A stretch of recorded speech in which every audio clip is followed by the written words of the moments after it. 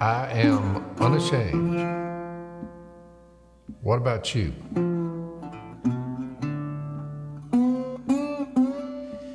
So one of the great benefits of having record cold temperatures is that duck season is open in states where it's not open in Louisiana. I mean, my dream life would actually be just to start in Canada and follow the ducks all the way down.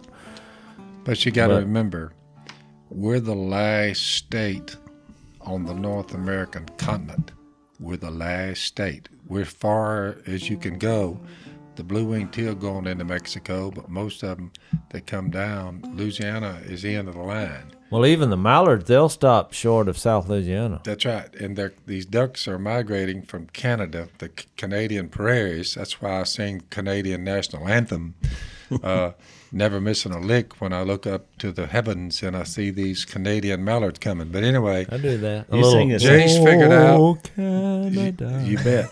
Jase figured out that the migration was about mid-continent because getting reports from duck hunters who are saying they're here, they're not here. Well, he figured out they were about mid-continent. So Jase tells me the ducks have migrated down mid-continent. We're down on the end of the continent. We need to go north because the ducks have come south and we need to meet in the middle. Yeah. You understand what I'm saying? Well, actually, I called you and said, I'm headed to Kansas because this cold front, I think the ducks, basically what he just said. But I didn't think Phil would want to go. I don't know what. Phil was like, it reminded me of that scene on Outlaw Josie Wales, when he said, I reckon I'll be coming with you. Yeah. So I'm like, okay, saddle up, partner. Used to, we would drive to wherever we went to because in hope we get there with a raggedy rig we were driving. These days, Jay said, well, we'll drive up, take about 9-10 hours to get up there. Whoa, easy now. I said, look, it's a new day. A new day is dawned. Let's just catch an airplane and do like the ducks. We'll fly north. They're flying south. We can be there where they are in an hour. Yeah. So why not just go an hour instead of fight the traffic in a vehicle? Let's just jump on an airplane. Can I? So everybody around there was flying. The mallards were flying. We were flying. Everybody flying. Can I tell you? Meeting in the middle. Can I tell you the real story? Phil said, hey, I got a free plane. I got free hours on the plane. I never said the word free. I heard the word free. No, I said Miss Kay said she's got a plane already booked, the money and all, and I thought, well, good night. Phil, I heard the word free. We're gonna steal that plane ride. I said, well, good. I'm in. So look, I told Missy, I was like, well, Phil wants to fly, and he's got a free plane. And so, look, here's what's funny. Planes are never free, Jase. The next day, Kay calls me and says, oh, I'm excited. You and Phil are going hunting. Now, how are we splitting this plane? And I said, no, Phil said it's free. And 50, she said, 50? Nothing's for free, baby. She said, I'll send you a bill. Yeah. When Miss Kay hung on the phone, she told me as soon as the phone went, bong, she said, that cheapskate. Said trying to weasel out of that. He said, y'all both going to duck. So Jase went all AOC and Mom went all Trump. Trying to save a few bucks. No free planes. No, well, when I hung up, I think they finally settled Miss Kay said, well, what about a third? That was her idea. I said, Kay, I'll pay for the plane. But when she said, no, we'll just do a third. I said, oh, since you said it was free, I was like, you do whatever your conscience lends you to do. I can tell you this, whatever we paid was well worth the money. Well, it was. Because the Mallard Ducks, they came out from the four winds, and I mean. Well, plus sometimes it makes sense because we were reporting a podcast the day y'all left, and then we were doing something else the day you got back. The idea was to get these Mallard Ducks and fool them enough so that they would descend from 3,000 feet flying by. Right. We wanted them at 20 yards. And that's exactly what we had. The first day, we didn't see as many ducks because it was so cold. In Kansas, I mean, it freezes. It's raw. It was cold. So we hunted a river. It was a great experience. We had this huge buck come right up in front of us, and then the ducks, the hole we were hunting, the ducks kept going to somewhere else, and I was like, where are they going? He's like, well, there's nothing back there. I was like, well, they're not lighting on dry ground. So I'm the type of person, when I see something like that going on, I want to go see what it is. I was like, is that your property? He's like, well, yeah. So we get out a map, Google map in the blind, and we look, and there's a little pond. I said, well, there's a pond on your property that you don't even know you own. I said, We're discovering duck habitat with the owner of the property, and he didn't even know the he didn't even know habitat was there. it was back there. So he's like, well, I was like, he said, you can't I go think there. he knew it was there, but he just never had food. Well, we didn't think it was big enough to hold ducks. And he's like, well, something's happened. He's like, but you can't go back there. There's a creek you got to cross. Well, the next thing I know, he got a trapper buddy of his who traps. And we're hauling a boat. We cross a creek.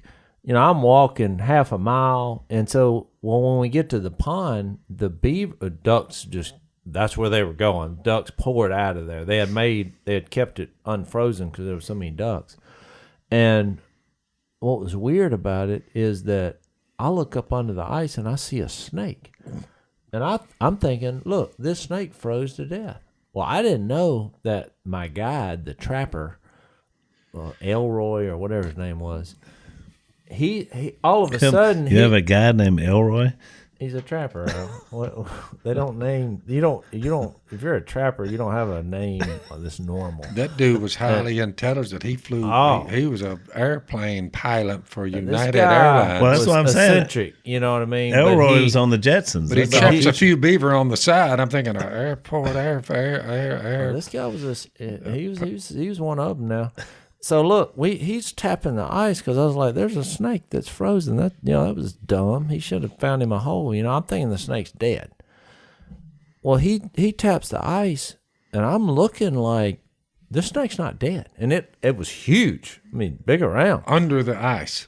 Yeah. So he grabs the snake. Well, the snake comes alive, and he just reaches down and grabs him by the head. I'm like, I'm out of here. Whoa, what are you doing? You're thinking cottonmouth. That's what I was thinking, but I didn't realize in Kansas they don't have cottonmouths, because you wouldn't ever want to do that. So then all of a sudden he turns into the snake whisperer and is telling me, oh, no, you can tell by looking at the pupils of his eyes. And I'm like, well, I would never get that close to a snake anyway, because I shoot and then identify. He looks bad, but he's what we call down here in the South a water rattler. Yeah, but he's non-poisonous. Oh, like the ones we have in the river. You see him. Oh, yeah. But he's a big old thick. But they're scary looking. I don't like messing around with them. And they'll bite you. We left the river. When we go there, you hunt all day because they don't fly to the warmest part of the day. And we had a good hunt the first day, but the second day, they came from the far heaven. We literally saw the migration happen, and it was in the middle of the day. It was probably, noon? Noon. You looked up, and there were ducks in every direction coming, and we had a little problem for the first 30 minutes getting them in the hole because our decoy spread wasn't right.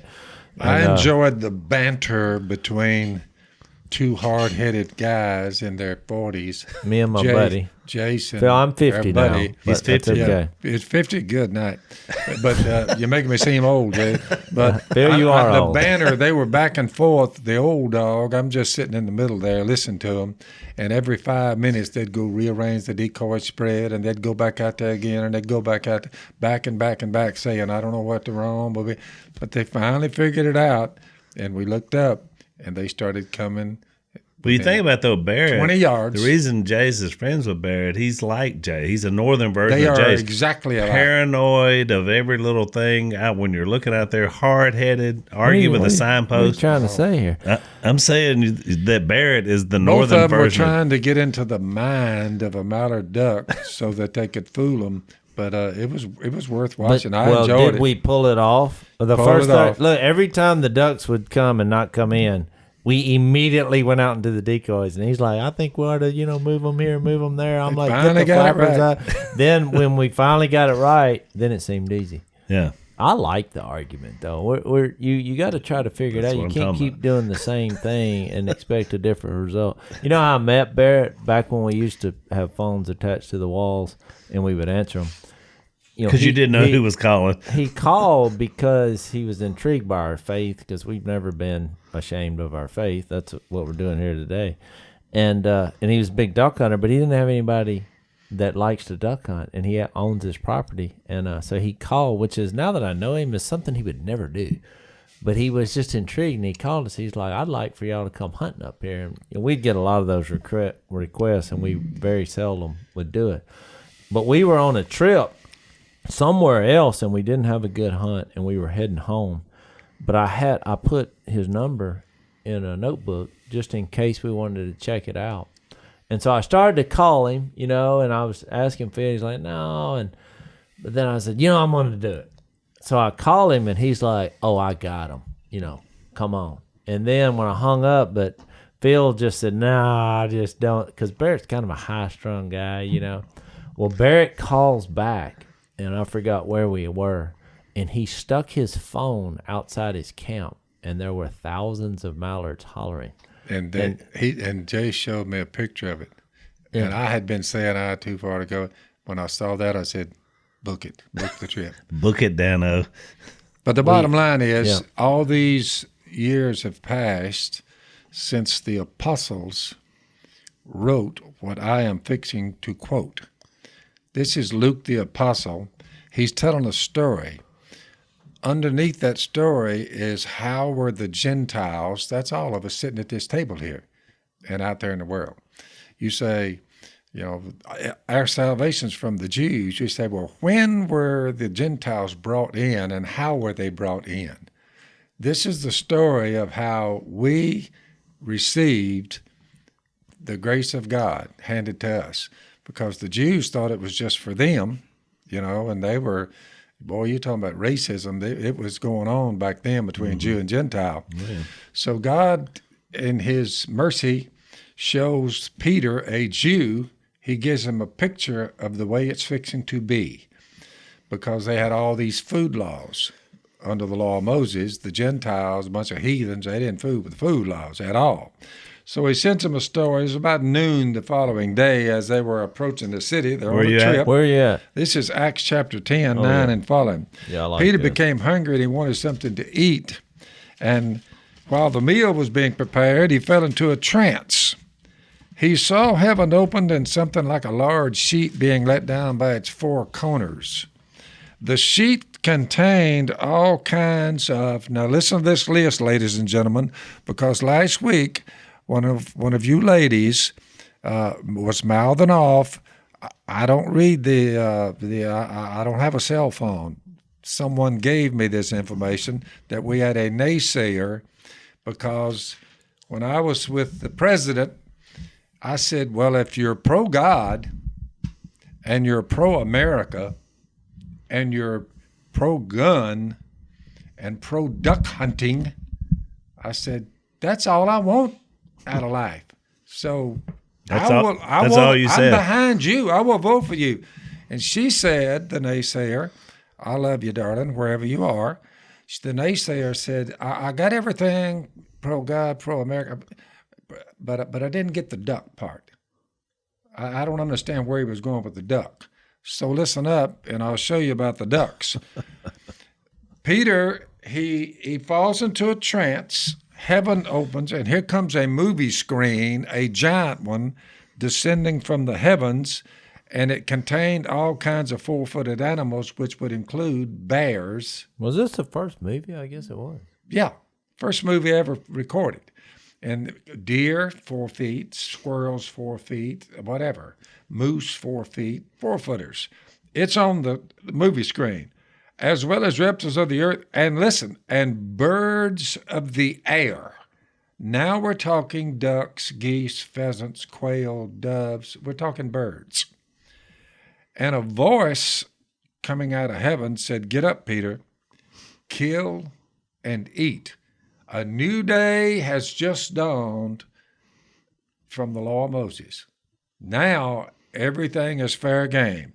Now Peter's arguing with God, I've never eaten anything impure or unclean. They were very, very regimented. No pork, no catfish, and certain birds.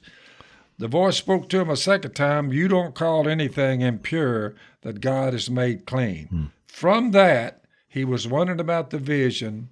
God contacts him, sends some Gentiles to him, and they end up, Peter asks, can anyone keep these people from being baptized with water? because the Spirit just descended on them like it did in Acts chapter 2 and coming out of the heavens. It's a wild story about how God brought the Gentiles in via showing Peter that there would be no favoritism toward anything. In fact, Peter said, I now realize how, this is verse 34 of Acts 10, I now realize after that vision, God does not show favoritism, but accepts men from every nation who fear him and who do what is right, no matter what they're eating. That's the point. Yeah. He sent them that vision. This is the message God sent to the people of Israel, telling the good news of peace through Jesus Christ, who's Lord of all. You know what's happened throughout Judea, beginning in Galilee after the baptism that John preached. He goes through Matthew, Mark, Luke, and John, the story that they wrote down regarding Jesus, his life, his death, burial, and resurrection. How God anointed Jesus of Nazareth with the Holy Spirit and power. How he went around doing good. By the way, this is the code we should live by as members of the kingdom, because the king, he went around doing good, his lifestyle, and healing all those who were under the power of the devil, because God was with him. We point people to Jesus, therefore they're healed from the power of the devil. And you say, what do you do in between that time? We just do good. That's all. And these people, the first Gentiles, were added to the kingdom. I want to get that. And the rest is history. That's all right. Somebody's calling in, running their mouth again, probably. You're smart now. That's that woman calling in. She That's said, your nephews. Now I get the duck because birds of the air, honey. I've got orders from headquarters, by the way. If it walks, crawls, flies, or swims, I have been given full authority from the God who made the birds and the animals and us and the cosmos, full authority, kill them and eat them. So you remember the woman from Time Magazine was down a few years ago. She was a vegan. Yep. And she was in gun control and some other things, but she was doing a piece on you for Time Magazine. Yep. She is an Aussie, but she's lived in New York for 20 years. Yep. And so it was really interesting because good woman. And did a fair piece on you. Yeah, I like vegans because it's more for me. She was anti-meat. She was anti-meat. Meat. But it was really interesting because Dad kind of made his case. He was like, look, I don't care if you eat vegetables or whatever you want to eat. Yeah. Great. Just don't mind if I eat meat, because we're coexisting here. We're back to Peter here. Yeah. So that's awesome. You verse. and her bonded over a biscuit with mayhaw jelly because you were showing her all the stuff we make from the land I was showing her that not only is there deer meat, squirrel meat, duck meat, and we're going out in the wild. Don't forget frogs. Frogs, fish, and we're harvesting those things. God says, look, birds of the air, right. Beasts of the earth, fish, reptiles of the earth. Hey, things that some people wouldn't eat, everything is created by God and is good to eat. So no more food laws. Especially in Louisiana. She was trying to self-impose a food law that she observed on me. Right. Because you asked her, you were like, is this for some religious person? She said, oh, no. I mean, so she didn't have any preference for herself even. And then so you were saying, well, look, don't put it on me. So it impacted her. And so you took her, I remember you took her, I was there, you took her in the kitchen. She ate the mayhaw. This is great. I told her the mayhaw came from the same woods right. that the ducks and the deer. Because they eat that. Which is a I gave berry, her two examples. I said, it's a berry. Yeah. I said, do you not want me to eat meat because it's not biblical? I said, because I have Acts chapter 10 here. And she said, 9. oh, no. She didn't care about that. I'm not a religious person. I said, well, what about the Constitution of the United States? Does that forbid me eating meat? She said, no. I said, so let me get this right. You woke up one morning and you decided that you were going to not eat meat anymore, and you were also going to bind what you bound yourself with on me. I said, girl, I don't like golf. I said, but I don't mind if people play it. I don't like it. So here's where the story went, which I found really interesting. So I'm the contact person. She leaves here. She's in town a couple of days. She leaves. She goes back to New York. She sends me an email. She said, thanks for arranging everything. The piece will be out whenever. And she said, and tell your dad that, he really had some interesting points I hadn't thought about. And so I was really curious. And so I went to Cotton, which is a local restaurant here in town, and they serve duck wraps, which are pond-raised duck. They're not wild duck, but still ducks with a little piece of bacon around. Yeah, Muscovy, with a little bacon wrapped around, a little cream cheese in the middle. She said, and I was intrigued, and so I tried one, and he's right, they're delicious. So I think you kind of won her over. I mean, I don't know that she's eating meat, but at least she was willing to say, that old guy's not as crazy as he looks. He's like an Airedale dog. He ain't as dumb as he looks. Well, maybe so. I didn't hold it against her. No, and she did a nice piece and contacted me 2 years later to write a piece for her about parenting. She said, one of the things I noticed about your family is you guys have a multi-generational connection to one another. That impacted her because she's not even married. And so she's like, would you write an article? It was at Thanksgiving, which is this time of year. She said, would you write an article about how you achieved that? I said, I would love to. And talked about how generational faith works in through family, and that's how you stay close. And there's something therapeutic about living off the land and providing. It's. I mean, my wife always, she was a city girl and she wouldn't eat any kind of wild game, but once she would try it, she'd have the same response, like, "Oh my goodness!" It's just life changing. And now I can tell she views it as a respectful thing that I can, in a clean way, go, instead of just going to the grocery store and realizing, hamburger meat is not saran wrap. Humans did that. That you can actually go take a deer, harvest it, clean it, and be eating it within 15, 20 minutes, and it's greater than anything you can ever eat in a restaurant. For all you listeners out there, just remember this. This is Romans 1:21. Don't forget this. Old writings, 2,000-year-old writings written in the 50s AD. Although they knew God, the human race, they neither glorified him as God nor gave thanks to him, which we do both when we go hunting and harvest the animals. Their thinking became futile. Their foolish hearts were darkened. You say, how did that manifest itself? Although they claimed to be wise, well, there you go. They're their authority on everything, including harvesting animals. They became fools. They exchanged the glory of the immortal God for images made to look like mortal man, birds, animals, and reptiles. They worshiped, therefore God gave them over to gross sexual immorality, and it says they worshiped and served created things rather than the Creator. That's exactly what we do in modern day in the United States of America. That is exactly where they are, their minds. Because they thought nothing has changed. They thought it all came on a basis that we're eating our ancestors, which would seem weird. I would give you that. If we did come from animals, well, yeah, that would be weird. What they're saying, Al, is we are animals. Why would we turn on each other? I think that's where it all went down. It's amazing that they'll kill their own children, but they get mad at me for killing animals. Pretty amazing. And eating them. Yeah. Although, there's everything's out there. We've talked about it before. You walk in a grocery store and, all that stuff got there because, it had to be harvested. So, but people just don't, they're not doing the reality. Right. It's not a reality check. I mean, look, I married a woman who she was literally not putting the animal with the package. It just was like in some kind of weird denial.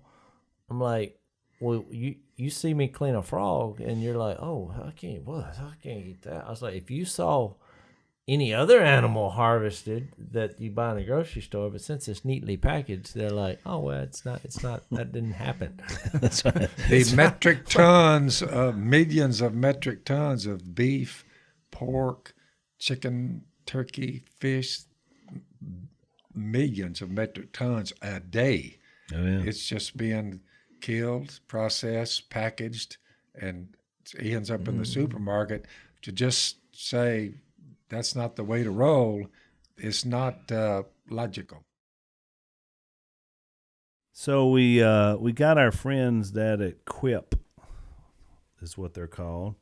They've got an electric toothbrush, which is way more powerful than just a regular toothbrush because of what it can do to your teeth. I think we're all pretty much in agreement that taking care of your teeth is important. Yeah. You basically get 2 sets, right? You get the set you get when you're young and they all fall out. Then you get the next set and that's it. That's all you got. So we think it's important. Of course, you look at this crew and you think, man, I bet they didn't brush their teeth in, years. But actually, that's not true, right? What's that got? A AA battery? I don't know. I'm looking. Yeah, it's battery I operated. brushed my teeth before I came in here. Did you? But I had a long day in the Well, blind. we're glad. So we need to get you a quip. We're in close proximity. Yeah, order me a couple of those, Al. I'm just looking at them. So They basically, sold me, and all I did was see one. Jase got one in his hand trying to get the thing on. and look, it's turn it even on. it's even foolproof because it's like 30 seconds intervals in your mouth. It hits a little different whine. You'll know when to work on the next set. The next, Really? so you're working on all Here you sets. go. I got it. There you go. Here. So 30 seconds, and then it'll hit another pitch, and you'll know to go inside, outside. And it's Basically easy to use foolproof. because I figured out how to turn it on without reading. You the boys need to instructions. give me a Christmas gift like y'all usually do. I want a Christmas gift of a couple of toothbrushes. All right, so we're gonna get Dad some quip, and that's what you all need to do as well. I mean, they just sold two if they don't sell anymore. Right now, right here today. And here's the beauty of it, Dad. You don't ever have to shop again. They're going to send you some new brush heads, some floss, some toothpaste. Well, good enough. Right here. Every 3 months, it's going to show up. 3 million people have already signed up. So we want to get some more of you to sign up for a Quip. So you get quip.com/Robertson because we believe in good, clean, healthy hygiene for your teeth. You can also use them on your treasures if you're a metal Well, detector. I guess that's true. Yeah, you're finding more uses little for it. soapy water and zzz. If you're a treasure hunter like Or Jase. cleaning other areas, other things besides Oh, this. boy. Let's- Okay. let's- GetQuip.com/Robertson. Basically, is going to get a free refill plan, which is great. GetQuip, QUIP.com/Robertson. Sign up today and clean your teeth, your treasures, or whatever else you need to. I'd like to try that. I've never had an electric toothbrush. Ever. Never heard of one till today. Well, and we don't realize how spoiled we are here because, I go to Africa every other year or so for some different, projects that we support. And, you roll into Liberia, which is where I'm going in next week. And it's just, there is no choice of that. I mean, in other words, you see a few chickens running around and somebody will go out and, but everything, there's no store with everything but in at it. the same time, they have doves flying everywhere, but the government won't let them shoot That's right. them because It's crazy. they're, If God they're said- sacred, Right. and people are starving to death. Yeah. If God said one time, all he has to say is at one time, do not kill and eat at any time birds, animals, reptiles, fish. Do not kill and eat them. I wouldn't kill them and eat them. So you'd be a vegan. I'd be a vegan. All I he was had to talking to say that is one missionary time. last night from Africa. What's his name? Isaac Day. Isaac.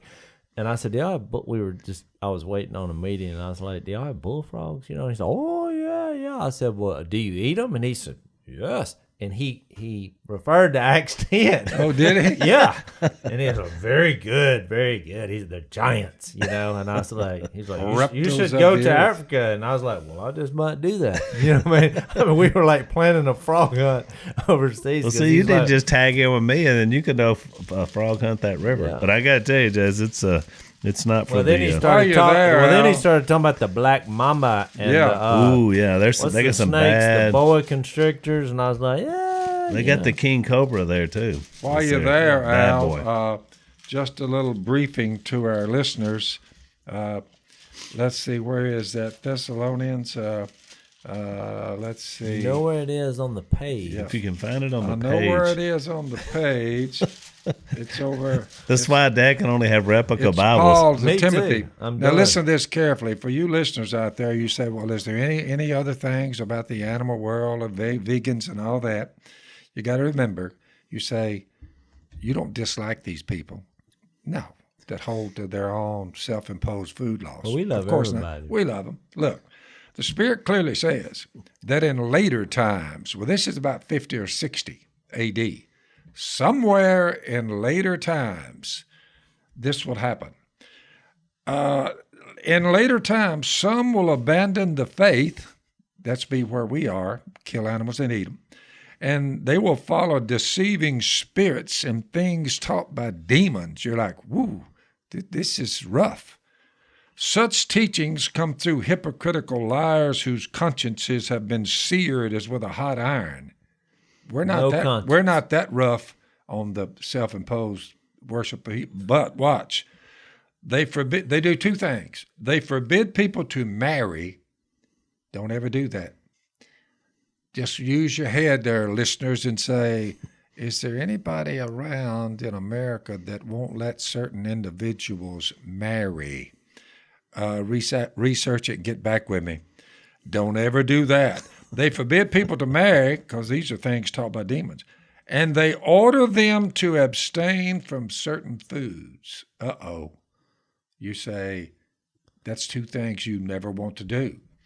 Never tell a person if they want to marry, say you can't marry. You have to remain celibate. You are a hypocritical liar according to this is assuming you're talking about like some religious. 1 Timothy 4 religious is rule. where I am. Therefore, when they abstain from, told them their people order them to abstain from certain foods. Everybody going to be a vegan. Well, God created to be received with thanksgiving foods by those who believe and know the truth. Now, here's the point. Everything God created is good, and nothing is to be rejected in the food line if it's received with thanksgiving because it's consecrated by the word of God and prayer. We thank God every time we sit down for a meal, whether it's turkey, duck, deer, fish, or just beans and rice. We thank God for all the foodstuffs, and nothing is not allowed, not one single thing. Everyone in America needs to get that in their head and live by it because life would be far more peaceful. And in my case, in our case, I would say far more enjoyable. So Dad, you're not of the opinion of the MSNBC host that said Thanksgiving is a questionable holiday. Because the turkey died? Well, she didn't elaborate, but she just said it's a question. I'm assuming it's because of the Indians. I don't know. Turkey's out. I thought the turkey. I think it was the Indians, maybe, and the Pilgrims. But what they want to do is why would it be questionable to give thanks? Wipe out every place that serves seafood. For all fried chicken places would be gone. All hamburger joints gone. All steakhouses gone. I mean, go down the list, and you want to see a downturn in the economy. Go with this bunch, and you got one of gigantic proportions, and it includes a massive starvation worldwide. Well, I'm all in for Thanksgiving, which we're in that season now, and because we do fried turkeys here, which are amazing. Well, they're good. We do. Dad does a big duck and dressing every year, and I have to tell you, if you ever outlaw duck and dressing, you have missed one of the greatest meals of all time. I grew up not liking dressing, and now I love it. I mean, I can't get enough of it. It's a very Dad's dressing is a wet dressing, and some people's dressing is dry, but Dad's is wet. What's the main base for that dressing? Cornbread, chicken, duck broth, and cornbread. Yeah, but it's duck broth with yellow cornmeal cooked up into cornbread. Yeah, and then you add onion, celery, your bell veggies. pepper. You add the veggies to it. And by the way, except for the duck broth, you saute the vegetables, put those in there in your cornbread, crumble it all up, right, in with some Ritz crackers and regular saltine crackers. Crush all that together, and that's the base of it. You have your duck broth and your ducks over here. With duck broth, fat makes the best broth, right? It's really, really good. Makes you dressing. Yeah, it's supposed to be really good for you. Oh yeah, that's the duck fat. Everyone that eats it. That would turn a vegan. That would turn them to duck. So Mom does her sweet potato pies. Yep. Which are fantastic. Jase usually eats a pie at the first setting. I do. It's like a tradition. She has them all there. Because she makes like a dozen of them. I take one and I just eat it. The whole thing. The whole thing. Yeah. He sits down and eats the pie. I know. I've seen him do it. But sweet potatoes, most people a don't weird realize there is an art to making a sweet potato pie. Because Yeah. I've eaten some, I'm like, yo. Well, it's ruined me from any other. Moms are so good. I've had some people, which I probably shouldn't have gone down this road. Boy, I tell you what, but you know should. what? I go by your rule on this, which is we should all have in our world an open policy on well-cooked food and not so good cooked food.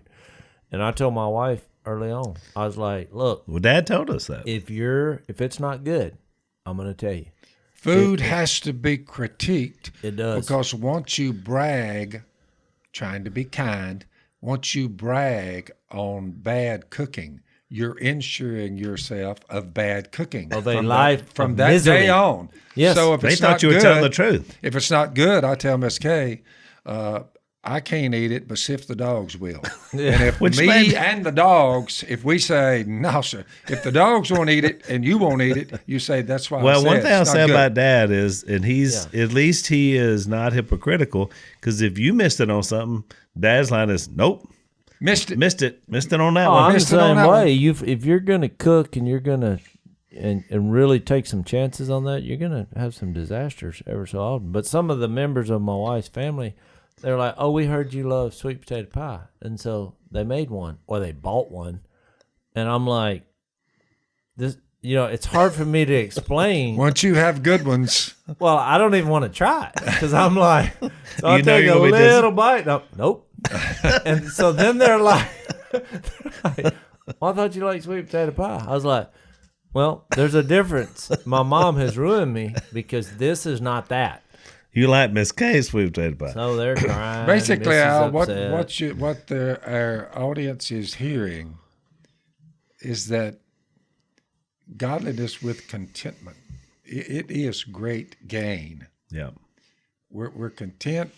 We're eating things out of the wild. There's no limits to foodstuffs. If you think about it, there's a certain amount of freedom in that, and self-imposed worship or denial of foodstuffs. It's just not wise. Right. It's just not wise. No, but people can't help it. Me binding a food law on you Right. under the Ten Commandments and the law of Moses, food laws were there. It was a strict code, but now all of that is gone. But by the way, some of those food laws, I'm convinced. I mean, we just go with it because God said it. But a lot of that was to protect them. I mean, the reason why That's there was right. no pork in the desert is because you'd get trichinosis. and all they the, call some of this stuff comfort foods, and that's what people who miss out on that they're angry because they need a box of chicken wings, and it just makes you feel better about life. I'm like, no wonder you're so grumpy and you're blowing the horn at me. You know what I mean? If all I got up ate was celery and broccoli, I don't mind if you want to be a vegetarian, but don't bind it on me. well, and quit blowing your horn at me. You know what I mean? And get off your phone. Yeah, anger management. Because I'm over there got gravy dripping down my chin. while you're dipping it in your gravy while you're driving. So Dad mentioned the having the line at the Trump rally. And by the way, I've been wanting a MAGA hat, and but I don't know where they sell them. So His son sent me a box of them. Well, I mean, why did you tell me? I've been trying to get one for like. I got some camouflage. He sent me a box of camouflage one. Oh, Camouflage MAGA. I love Yeah. it. So Dad finally, somebody in the Trump team gave you this one, Dad, and I knew you never did wear they? it. Yeah, you don't wear hats. So I got it. So anyway. I never wear loud clothing, hats, shirts, Right. pants. Are you fixed to give a fashion statement? Because this I want to hear. I'm just with what I do, living on planet Earth. I just don't want to stand out. I'm down in the middle of nowhere with a bright you red don't hat stand on. out. No, you're not standing out, Phil. You're so normal, Dad. Nobody would ever. I'm so normal. It seems strange. Phil, you're a cardboard sign and a tin can away from people actually putting money. I'm just saying, down in the middle of the woods in I a don't thicket, wear and you loud have a red clothes. hat on. You're saying to all the animals and birds, "Here I am." When we talked on our earlier podcast Oh, of my people goodness. standing out, I can literally see Phil in the airport with thousands of people in 5 seconds. Oh, that's right. I mean, you're standing out. That's So why we can never avoid. I must tell you, boys, it's become somewhat burdensome for me to travel around. I'll give you that. Woo. This game ain't all it cranked up to be. What I'll tell you that. exactly is? So Phil's got like a camouflage. What is that called? It's like would it be a bandana? that's not a bandana. That's not a. You don't roll it up because it won't. It doesn't have two functions. I was wondering where you got that. All I know is this. I pay my taxes. I'm in Romans 13, verse 6. This is also why you pay taxes. It's necessary to submit to the authorities. This because is of a painful verse, Phil. Yeah, not only because of possible punishment, but also because of conscience. Pay your taxes, obey the people, whoever you're operating under, whatever it is, dictatorship, monarchy, whatever, constitutional republic. Give everyone what you owe him. If you owe taxes, pay taxes. If revenue, then revenue.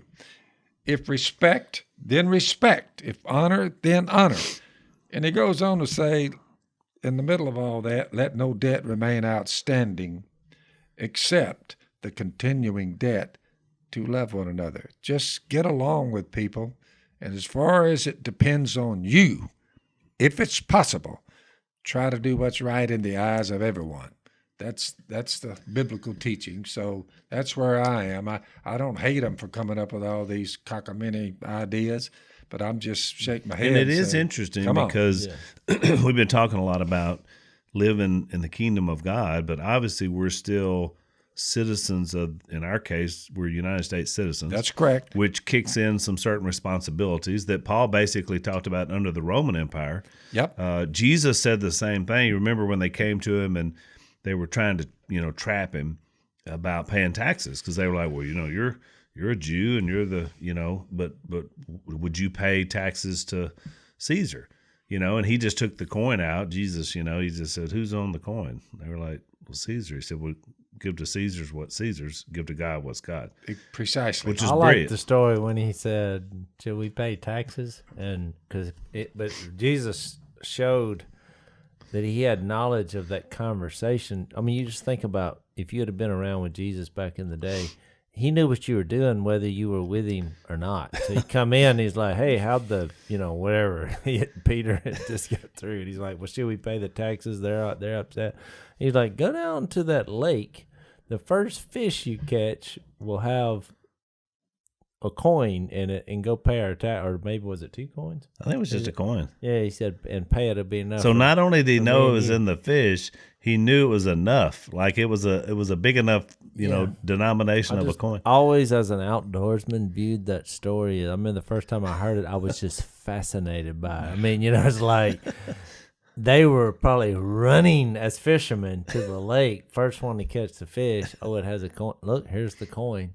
I mean, don't you know that was cool? It was pretty cool. You're right. I never thought about the idea that he knew all the fish swimming out. He knew which one had the coin. That was going to be the one. Well, he God in flesh. miraculously probably did. I mean, it was a miracle actually, but it was just amazing. He if you read between the lines of that story, he was showing that he had, not only was he all powerful, he can put a coin in a fish that you're fixing to catch, but he was all knowing. Yeah. It's like he come in and there was not going to be a word of that, but he revealed that he knew the conversation you just had. He was showing his omniscient, I guess is the technical So word. there was a question from Pete he sent a question in, and it was in this what we're talking about, because he said, I love what he says. I know you guys, your main objective is to teach and spread the gospel, and he meant on our podcast.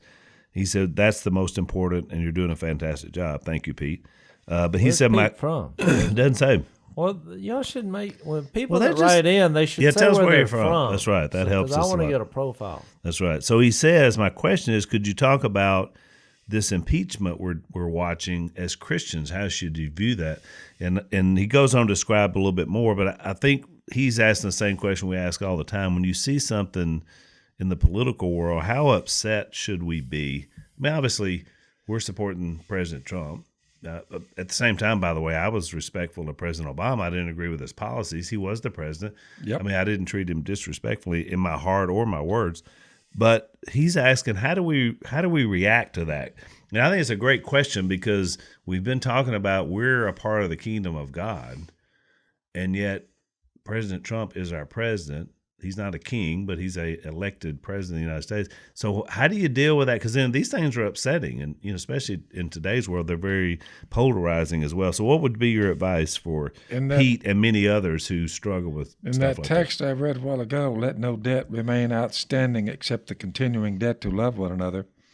For he who loves his fellow man has fulfilled the law, all of it. Children, honor your father and mother because you love them. You don't murder because you love people. You have to hate them to murder them. Don't commit adultery. You love your wife, and you don't love someone else's wife. You have your own wife, and you love the fellow that's married to another woman. You love, it'll win out. You won't commit adultery. If you love someone, you're not going to steal from them. If you love someone, you're not going to lie to them. If you love someone, you're thankful that he's doing well in business or his life, and you don't want what he has. But you love him enough to say, man, you did well. He starts there, and then he says this, the commandments: do not commit adultery, do not murder, do not steal, what I just said, do not covet, and whatever other commandment there may be are summed up in this one rule. You say, what is the one rule that the kingdom of God holds on to? Love your neighbor as yourself.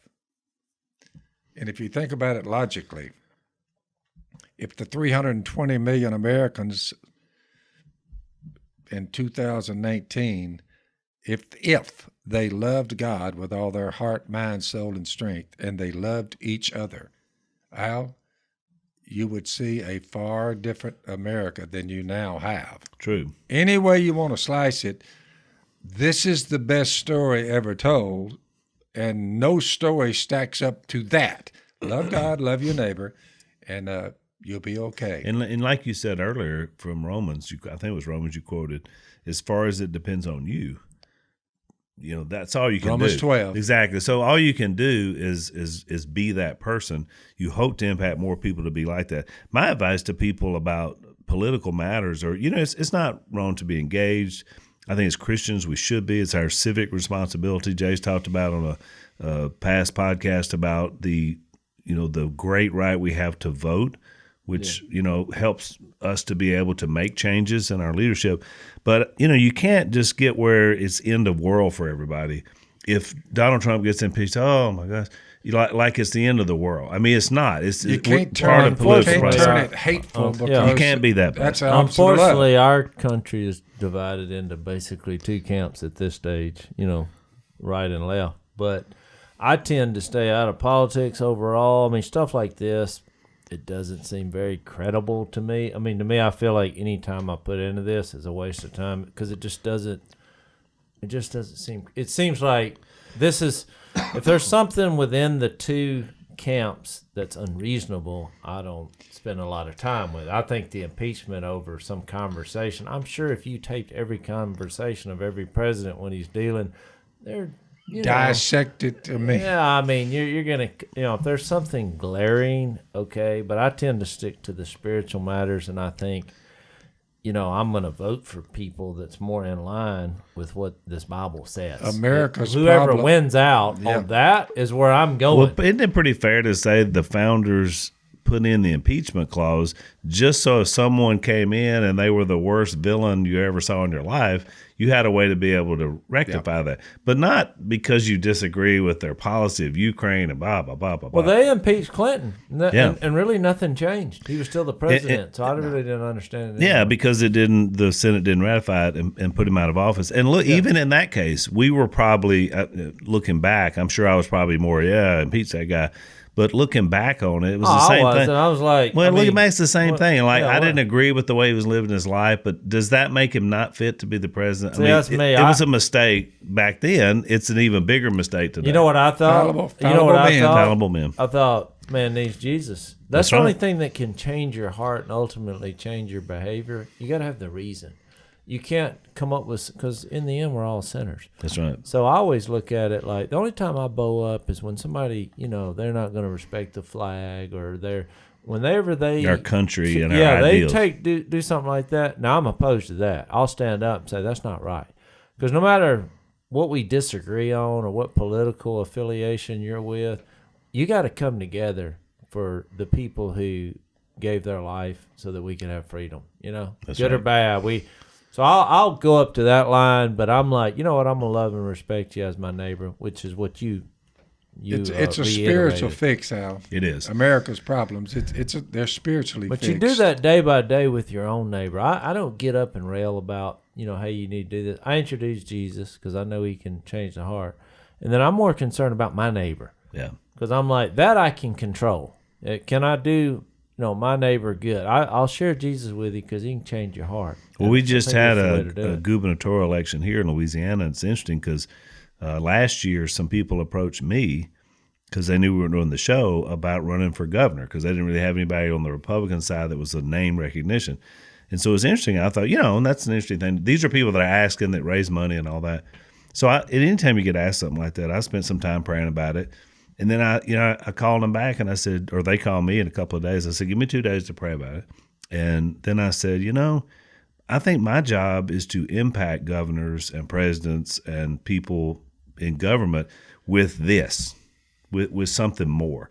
I think I can do way more with what we're doing right here with this podcast and talking to people, what you've done to the president himself, to impact spiritually rather than to be elected to office. So I admire the people that are willing to run. It's a great service. I appreciate what they do because it's hard now. We're so polarized.